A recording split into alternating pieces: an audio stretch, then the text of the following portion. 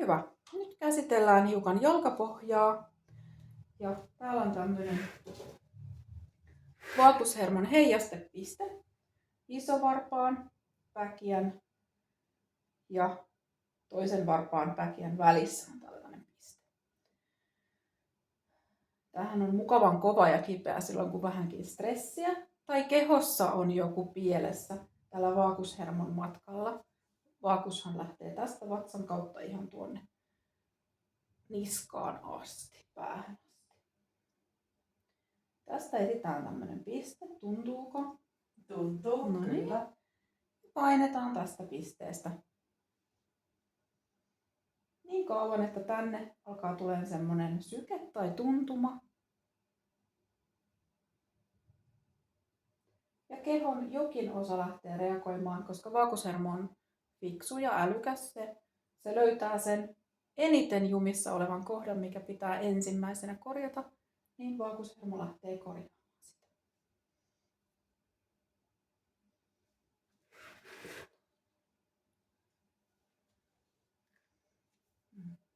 Täältä kun on paineltu. Näin. Huomaatko jotain? Ja lähtee rentoutumaan. Joo, hyvä. No. Tätä kannattaa painaa niin kauan, että kokee, että siellä lähtee joku sulaan tai kipu lähtee heltiämään. Koska sitten lopulta tätä ei saa kiusata sillä, että tätä tökkisi kovasti ihan sillai hetkellisesti, vaan tätä kuuluu painaa nätisti ja rauhallisesti ja kauan.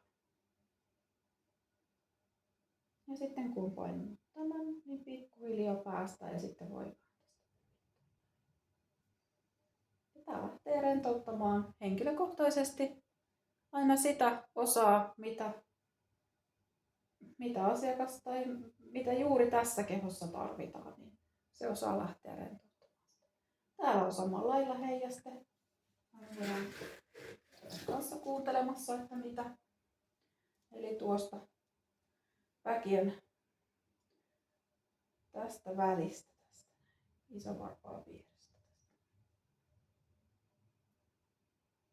Ja täällä voi löytää sitten vähän eri stressialueita. Kyllä. Se on ihan eri tuntuinen kuin toi toinen. Joo. Oikea paikka löytyy.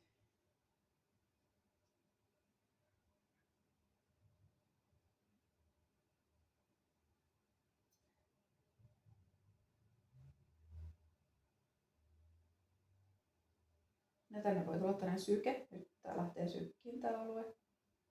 Tätä vaan pitää tässä ja odottaa, että se keho pääsee auttamaan itseään ja rentouttamaan sieltä, mistä eniten tarvii rentoutusta.